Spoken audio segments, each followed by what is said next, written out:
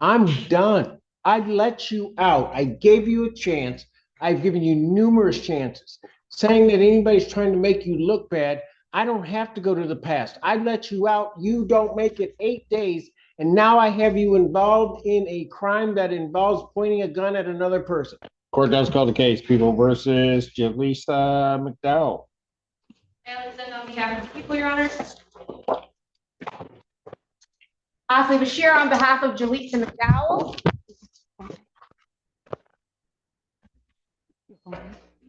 Oh, Jalisa McDow. In Your Honor, we would like to address bond in this matter and request the briefest possible adjournment. Okay. Go ahead. I'll let you address bond before I give you the date, I guess. Thank you. Before I kind of address the substantive bond in this matter, I do want to address kind of clerical error in another case. The court may see that for case, there's a case out of 1482, 25203, or, oh, sorry. Okay, actually, you know what? I'll save that for the end if it comes up. Just because it looks like she's being held on another matter for a higher bond than she actually has, at least in the system that I. Out of my court? Oh, sorry, 1482. So what would you want me to do with that? Well, in case that was part of your consideration for. Oh, I see. Apology. You don't want me to change it. No, I do. Oh, so as far as this matters, yeah. You can go to Judge Barr, but go ahead. So as far as this court is concerned, Ms. McDowell is being held on a $50,000 bond. This is the result of an emergency bond motion and the court's order in response to that motion, that hearing on the June 16th. Circumstances have changed since that hearing.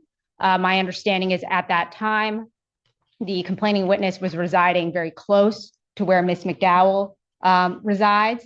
Have the circumstances changed to the extent that the allegation of a knife to the body or hand of a 15-year-old has changed? Yes. Well, the charged alleged conduct in the police report, as far as that report, which we have not had any substantive hearings on the merits on that matter, but the report hasn't changed to my knowledge.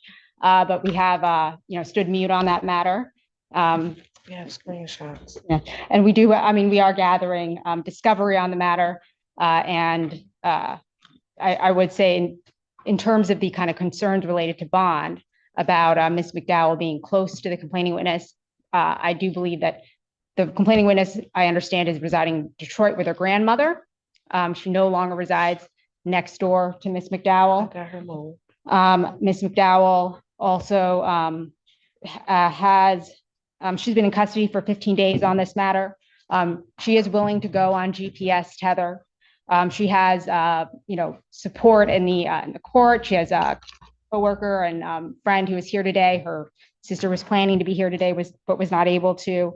I do think that additionally, the hardship of her being in custody is something I request the court take into account.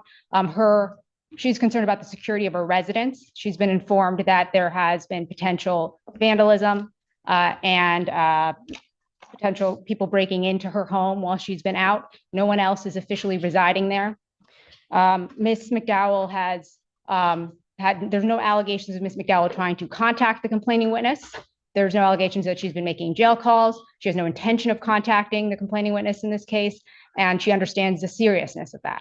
And so I do believe that the being held in custody on a $50,000 bond is excessive in this matter. We can address. Yeah, okay.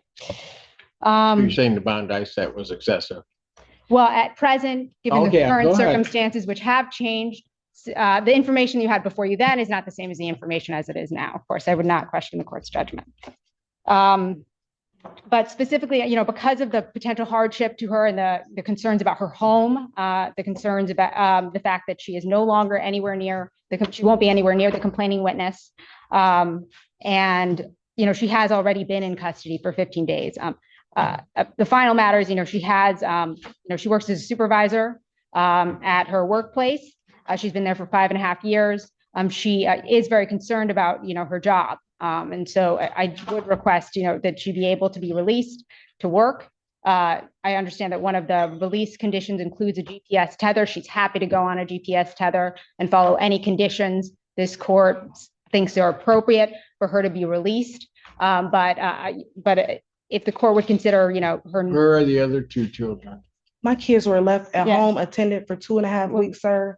And I literally moved my kids to Detroit to my mom. They are safe now, and I did sign my rights over, sir. But my children were left home attended for 2.5 weeks. I sent cash up money to them. This is Miss McDowell. I don't think we want to address anything with the children right now, other than the fact that they're residing with their grandmother. I got the move. I just want you to know that, sir. And Miss McDowell, all 3 children are living with the grandmother. And I've been working from my jail cell for 3.5 hours a week because I had to still provide for my children because I knew that they were home left attended. I have that on recording on the jail cell as well. With the CPS lady, her name is Tiffany Avery, sir. And to be clear, this is not a conversation involving the children. It was just. And I've never been accused of anything violent. The other accused, the malicious property destruction, I have a $10 bond, sir, and that is taken care of. And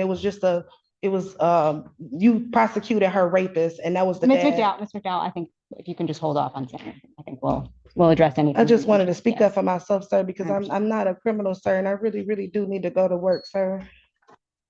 I've exhausted my funds and I've been taking care of my children for 2.5 weeks. I didn't make contact, but I do know that they were home by themselves. And it just was discovered. And the CPS worker is going to be providing those information as well. I'm sorry, sir. That is all, Your Honor. Your Honor, if the court's familiar with this case, I'm not going to re-exhaust the motion that we filed. The only thing that I see that's changed since last hearing is that the children have been placed with that grandmother in Detroit. The facts of this case still stand that she is being stabbing her daughter with a butter knife so severely that her daughter needed stitches in her hand. I mean, I have severe concerns, and not only that, she threatened to kill her daughter, and her daughter was so afraid to contact police. She had to have text a friend to call police because she was so afraid. I mean, I have great concerns, even if she is released, for her children's safety. And this is a very significant case. And I believe in our bond form, our original request was $100,000, $50,000, as set by the court is appropriate in this case and should remain as set. Your Honor, if I may address that. There is no history of violent conduct between Ms. McDowell and the complaining witness in this case. The basis of the statements that were just made by the people are entirely the police report in this case. And again, her stitches. Well, the basis of the allegation that Ms. McDowell is the cause of the injury is based on the police report. That has not been addressed on the merits. And again, there's no history of legal issues or reports of violence between Ms. McDowell and her children. I would say, I don't believe, I would like the court to consider the gravity of holding her in custody on the basis of just the police report at this stage of the case, with no allegations that she has violated her. Telling me it's wrong that the child was at the hospital getting stitches, counsel, and that's what I should consider? I want the court to consider the fact that that Ms. McDowell has stood mute. The court has entered an act. I understand all of that, but you're asking me to consider her hardship and saying that there are certain things that may be objective in that police report that I shouldn't consider that. I would like the court to consider the fact that Ms. McDowell is no longer going to be anywhere near that child. So if there is a concern about the possibility that that injury may have been caused by Ms. McDowell, which we deny, that would be addressed by that fact, in addition to the fact that there would be a GPS tether as part of her bond conditions. And I did also make the record clear. She does have a previous conviction for domestic violence from 2018. She also has a previous conviction for larceny from 2020, and she also has the pending case of the MDOP with another domestic relationship. So I mean, I do have concerns. She does have an assault history, and given this case, I have concerns that it's escalating from what her previous history is. Your Honor, none of these cases involve Ms. McDowell's children. Yeah, but you said she didn't have a violent history. She got a DV conviction. Motion for bond reduction is denied. Bond will continue. Court does call Court does call the case of the people versus Barrage Scott. For the judge. Tour show feast on behalf of Mr. Barrage Scott, who is approaching the podium. Mr. Scott, please state your name for the record. Well, Dante Scott, sir. How you doing, Barrage? All right, just glad to see my family in here. That's all. Thank you, Judge. Been here every time for you. Yeah. All right. Thank you, Judge. I believe this is a competency review. My understanding is that we do have a report. Scott is competent, Your Honor. Yes. We stipulate that, Your Honor. And the people? But also stipulate. All right. The court, having reviewed the report, would find that the defendant is competent to stand trial. Defendant can understand the nature and objects of the proceedings against him and can rationally assist in his defense. Therefore, the defendant is found competent. Judge, I'd be asking this matter be set for a PCC, and Mr. Scott would like me to address bond as possible. All right. Probable cause conference will be set for July 10th, 2025, 9 a.m. Thank you, Judge. I've had a chance to talk to Mr. Scott about the situation, and I've relayed to him how serious of a charge he is facing. Mr. Scott is still asking that I seek a personal bond for him on this case, Your Honor. Although the court does see that Mr. Scott is competent, Mr. Scott does indicate that he suffers from a variety of mental health conditions. He indicates that he would love to get this situation resolved. He would love to see his prosecutor's office potentially offer him a mental health court resolution. He says that he's not going to run from this situation. He has family support. He indicates that his mental state is in a much better place now than it was at the time of this alleged event. He indicates that he has a grandmother who is involved in his life and who will help make sure he attends any and all court dates. He indicates he will go to any outpatient or inpatient treatment that the court does require. He also has no objection to being on a tether. He indicates he's willing to just address everything that's going on in his life, Your Honor, that he will not be a problem for Your Honor should the court release him. He's asking that Your Honor consider a reduction in bond or a potential personal bond. But again, I have relayed to him how serious of a charge he's facing. But I believe that's what you want me to argue. Anything else?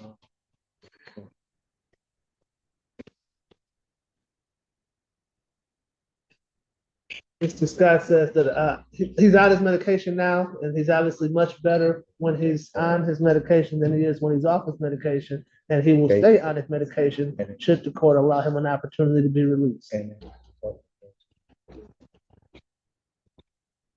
And that the nurses in the jail have upped his medication in certain areas and have him on a shot and a pill form. Yes. And so his mental mind frame is in a better place, and he will do anything and everything the court asks, but he's asking for potential release. Response. I would ask that bond remain as currently set. I appreciate Mr. Feaster's advocacy on behalf of his client. I'm struck by the, I think it was in the competency report. Mr. Scott affected a volitionally uncooperative response out during the evaluation process and attempted to feign legal knowledge, memory deficits, and symptoms of severe. Candidly, if you're uncooperative in the underlying competency evaluation, given his criminal history and the facts of this case, I believe that he is a danger to the community and has severe. Nothing further, Judge. All right. I am going to deny the defendant's request for a bond reduction in this case. I think the bond is set appropriately. I would further indicate that Mr. Scott's been appearing before this court for quite some time on various matters. And typically I can let Mr. Scott out of custody, may come back in, but usually for minor things. Mr. Scott was in custody. I took a chance, released him. He did not make it a week before this came up. Mr. Scott was arrested. So I'm not gonna take that chance again, especially since it's You understand what he's saying a to you? violent case. Hold on, do you understand what he said to you? So He said that he let you out. This happened a I week understand. I later. know, but he keeps saying the same thing. Okay. Saying the same thing that he said. Okay. He's not. I believe Mr. Scott wants to address you directly, Your Honor, if you go ahead, Mr. Scott. Listen, Mr. Simpson, I know you kind of keep, going back in the past, right? But this is my life. You know what I'm saying? My grandma's here, my family's here. People are making me look bad. Even a competency hearing, they're making me look bad. I answered everything what I was supposed to answer the right way, and the prosecutor saying I was on I wasn't cooperating the correct way, and I was. It seems like I had to take 2 competency tests.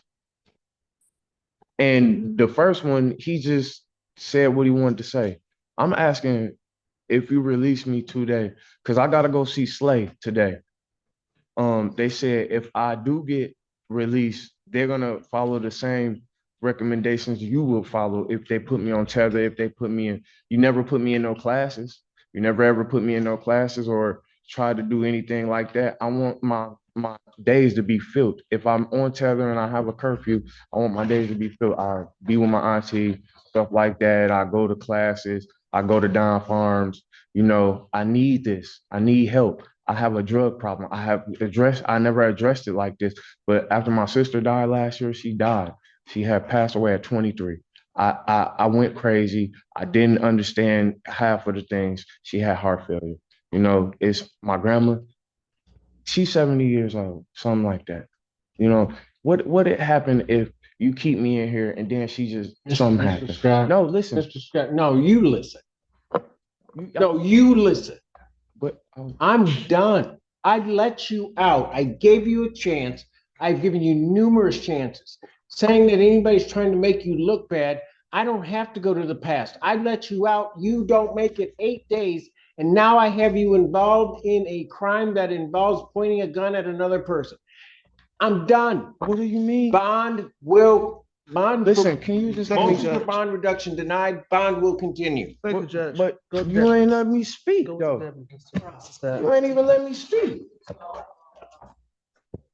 Thank you, Judge.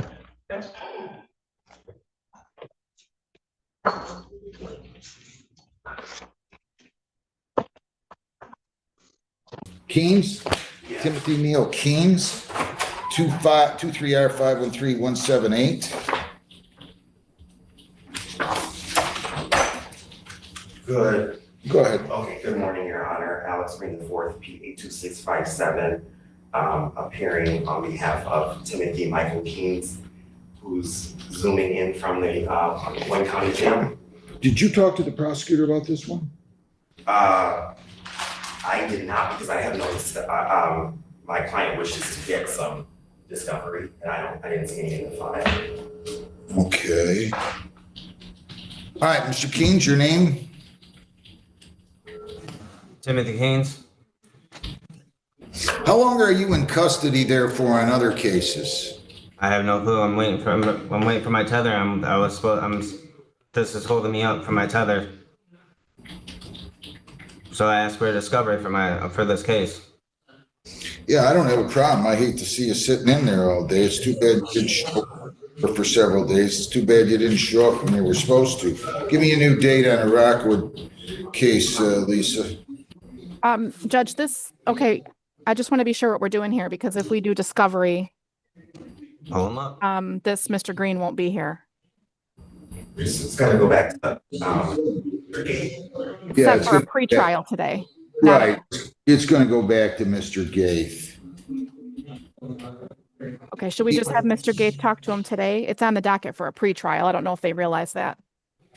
I think Mr. Green did, and his client wants discovery. Yep. Of everything. That's fine, Mr. Keynes. You don't have to.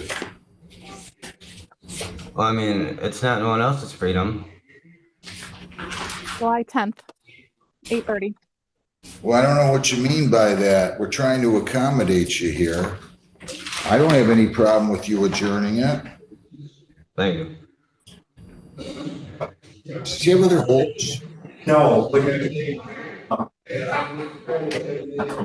case in 2023 out of, I think it was Taylor. Okay. And so that was a possession of some type of drug paraphernalia or something of that nature, and he missed a couple of court dates on that. And then he does have a bond in this case that he hasn't posted of $250, $2,500, 10%. That he hasn't posted. Yes, Right. Because he didn't show up on this one either.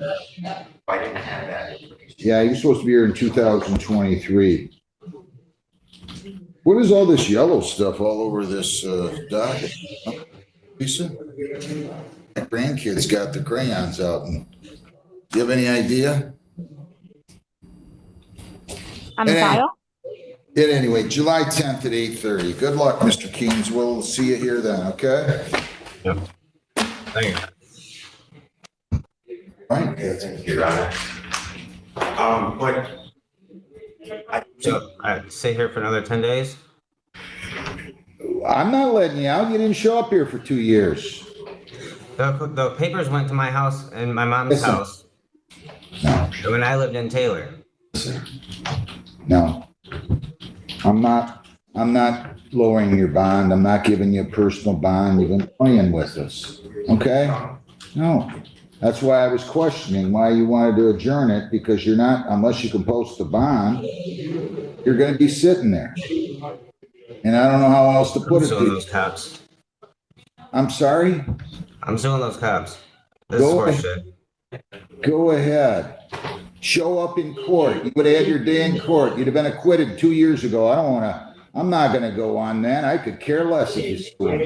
Go sue whoever you want. Sue me if you want. Show up in court. Good luck. If you want to do something else, I'll be glad to have you get the police report from Rockwood and Please do. go talk to him some more. I don't have any problem with that. no, I think that the major issue was he was looking for, and I did explain that there was no guarantee of personal bond because he hasn't been missing court dates. And he missed not only this, he missed Taylor too. Right. So this is not an anomaly. Let me check something here. You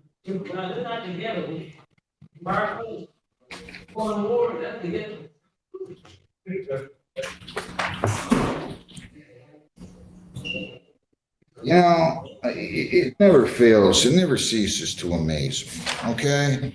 He's got it worn out of Hazel Park, worn out of Southgate, I had time for Hazel Park.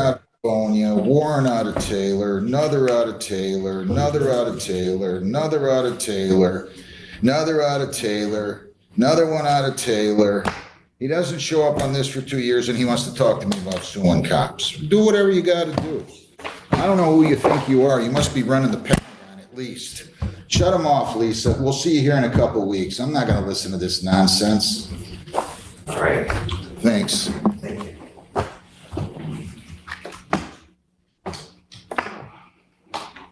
I got one more. I'll be back. Take your time. Okay. Take your time. You don't have any more names, Kelly. I'm just waiting on attorneys to talk to me. Oh, who? Keith has a couple I gotta talk to. He just told me he had 4 or 5 of them.